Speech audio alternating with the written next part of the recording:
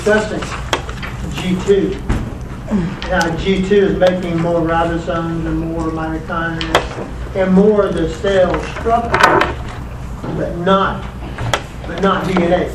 That's been handled. Okay. And now I want to talk to you about how we control the cell cycle. How does the cell know when to divide and when not to divide? Because if it knows when not to divide, that's how you get cancer. It divides too much. It runs away on you like a stampede. So there are some hormones that we're going to talk about that regulate the cell cycle.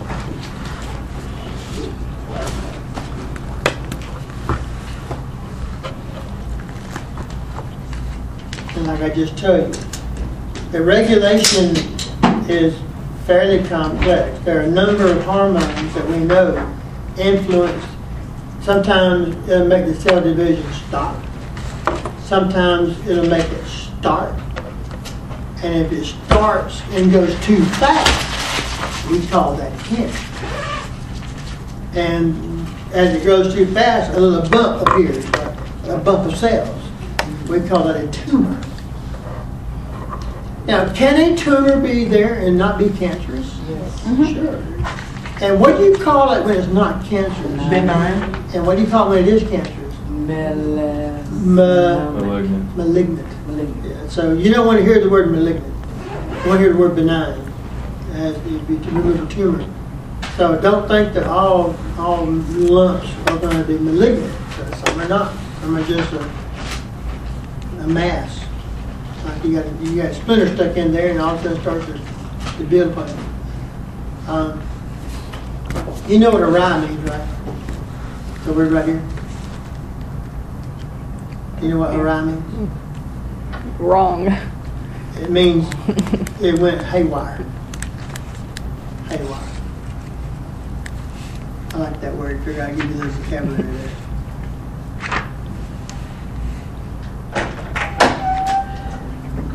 Let me make it big. I don't know. All right, now, there's an enzyme. It's just called CDK. And cyclin is a protein that you must have to make this CDK. Kinase is another enzyme, and these two together produce CDK. Now, if you don't have CDK, then the cell cycle stops because you won't enter G1. You make 2 new cells and they won't do anything. They'll eventually wither away. And if that happens and you're not in G1, then you're in G0. No growth. 2 new cells, no growth. So if you're not producing enough of this protein to give you cyclin-dependent kinase, CDK, then the dominoes stop falling when you're about to enter G1. And you won't go in G1, and you're at G2. Okay? That's when cells don't grow.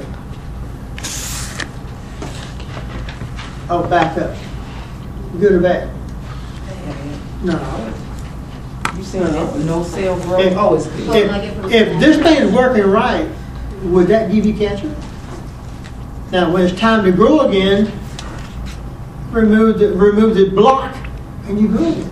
So I didn't mean to say bad. It's a controller. Now, if you make too much of this stuff, see, if you don't have it, you won't go into growth. If you do have it, you will go in. If you have a gene problem and you're making too much of it, you grow too fast. That's cancer. So this thing actually is helping you not go into high-speed cell division. It's maintaining, like when you drive your car, don't you sometimes let off the gas and do nothing at all, the car keeps moving? And sometimes you give it the gas. Well, in this case here, if you let off the gas, what's the car do? Same thing. If I let off, then it slows down. If I give it the gas, how many folks you know have stomped on the gas thinking it was a brake? I've seen it done though. No, my wife did that in my lawnmower and tore the back of my shed up. I ride a lawnmower, and she just didn't know how to use it. And I asked her to let me help her, but she wanted to surprise me, and she did. Had the grass cut, and I looked there and everything, and she goes, you'll be so mad at me. I went, what, man? I'm not making mad at you. I love you. Go look at your shed. And the back of it was all squished out. Because when she was putting the lawnmower up, she pushed down on the gas, thinking it was The brake. I didn't get mad at her. I just fixed it. There's no point in getting mad when trying to do something good for you. Okay? No, I'm practical. I got to live I'm with just this. saying. She cooks dinner. All right. That's a good one. All right. Now, this is another thing, and the initials are great because it means what it stands for. This is what makes you produce CDK. Now remember now, if you have CDK, you do or do not have cell growth. If you have it, do or do not, Tim? You do? You do. If you don't have it, You don't. Well, this right here controls if you have CDK or not. Because if a cell matures, it enters G1, right? If it does not mature, it sits there as a baby and doesn't do anything. It doesn't go to G1. So this promoting factor is going to trigger the cell cycle by controlling the CDK and those cyclins. It's a convoluted web. And if any part's messed up, you messed up. And the fact that we're healthy at all often amazes me.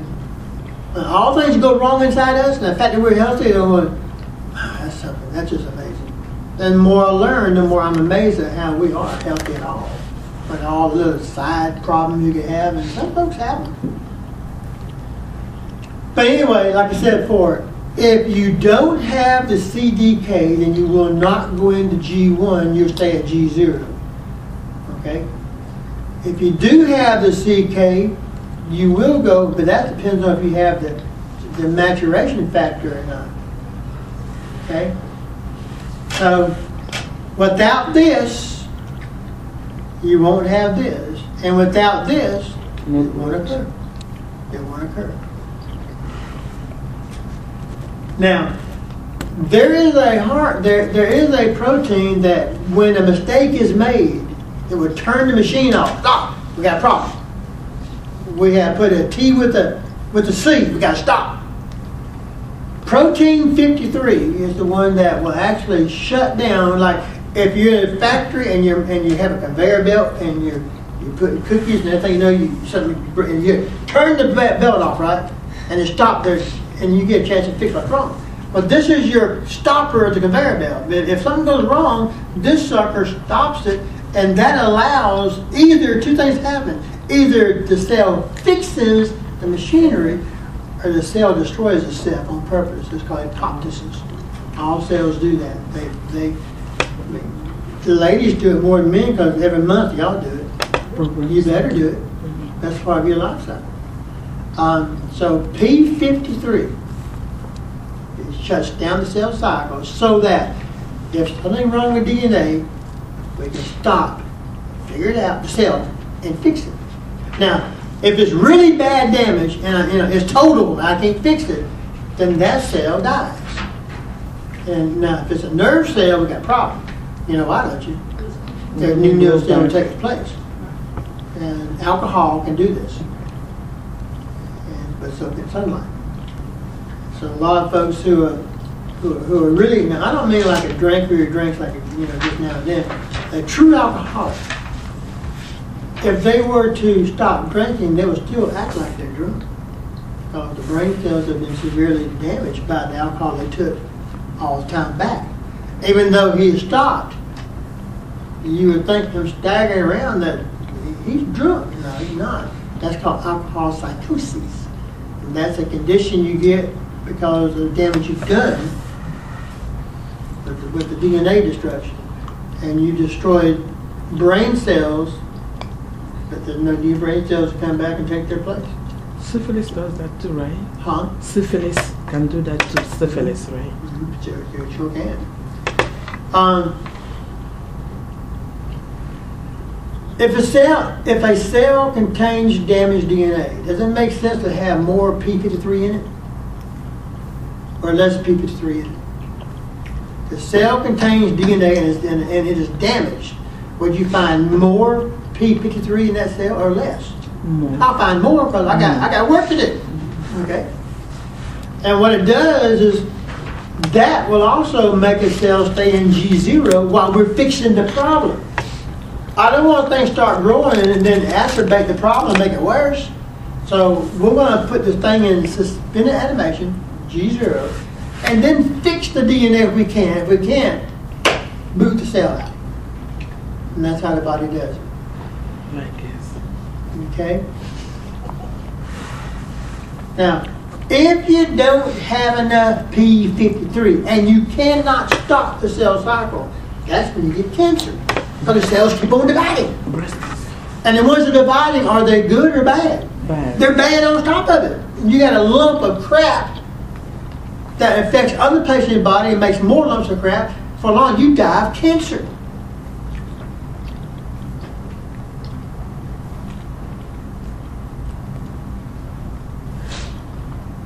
And that Li Fraumeni effect is something that is awful. It's basically there's no cure for it. It's genetically you're going to get cancer that way. What's Li Fraumeni? Is that French? The French doctor first saw it and described it was this dude. Okay. But luckily, it is not a common thing we see. But individuals with it, they have a death sentence. We can't do anything for them except make them comfortable until they die. And in this case, these damaged cells, because you don't have this, and you don't have the gene to make that. And even we have found, for some reason, if I give you a shot of that, it still don't help you. Like insulin, right? If I make insulin, you give me a shot. Now I'm good to go. These people, apparently, they can't even do it if you give them the p53. Maybe they don't have a receptor for it. There's a receptor. There's nothing to receive the enzyme. And you're exactly right. There's nothing to receive it. So they're not making it. You know why they have no receiver, right? Well, they have no maker. If I'm not making it, why do I need a receptor protein for it? So even if I give you a shot of it, you ain't got the other half, and you're exactly right, that can receive it and make you well again. So I'm so glad it's extremely rare. And there's another protein called P27. And this one is good because it will bind to the cyclin and the PDK and actually stop the Sphase. You're in G1, you're growing, but we don't need to go any further than the G1. So P27, protein 27 stops you from going in. And this is the one that we have used to predict breast cancer in family. Now, if you don't have it, would you have uncontrolled cell division or not? If you did not have it, what's going to be the outcome? If you do not have it, can you stop the cycle? If you do not have it, can you stop the cycle? Now read it now. What's it doing up here? It is binding to the CDK, and doing that, what happens? That stops the cycle. And that stops cancer. Well, if you don't have the 27 to do that, how can you stop the cell division and you go back to cancer again? So that's like remission. Mm-hmm. So if I have the 27 and I can stop the cell division, then I can also abort the cancer. If I don't have the 27 and I can't stop it, then it just keeps on going then. Have you noticed most of the things are stoppers? Most are stoppers. Can you notice that for? That there's, in other words, it looks like cells have a tendency to take off. And we have these controls to stop it. And without the controls, what happens? They take off. And that's your cancer. We're using all these things to have to try to treat cancer by figuring we can give it to you now. And we have made progress. But still, radiation kills these bad cells. But what do they also kill? The good cells too. We have chemotherapy that kills the bad cells and kills the good cells too. I guess still the best treatment is take out the scalpel and remove it. Biopsy. You got a lump in your breast, lump on your skin, lump on your arm, remove it. Just remove it. I had one right here come up one time. You know how you bathe and what's that? And there was it wasn't no mower, it something to come up there, and I'm going to my wife, and she goes, "You got to check that out right now." If this is bad and I ignore it, will it go away? So why do I want to ignore it? A lot of folks say, well, if I go to the doctor, I can't handle him telling me it's cancer. I'd freak out. But if it is cancer, I want to do something about it. So I went to my doctor, and my lady doctor, it's a little round little device. It's like taking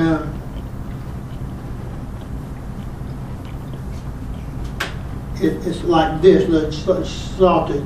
She's going and cuts a little groove and sniffed it. And it didn't hurt me, and she already did my skin. And even the shot didn't hurt me. But I could feel her tugging, And she just and just cut right in all around it. She had different sizes of these things.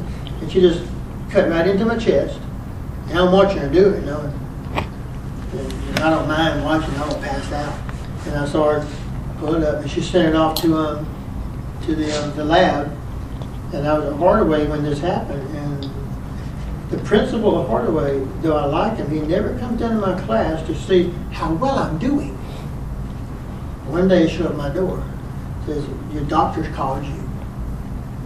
Go down right now and see what he wants." Well, guess what I thought? Bad news. Mm-hmm. And I went down there, and oh please, Lord, oh please don't let it be. I had two legs. Oh Lord, don't let it be cancer. Please let it be cancer. When I got down there, I was a wreck. Because I'm afraid you're going to say, when you going to come back, we'll start treatments. And Bobby, the lady, the secretary, she gave me the phone, her eyes are big. I went, oh my God. And this is a nurse, and it was benign. I almost fainted.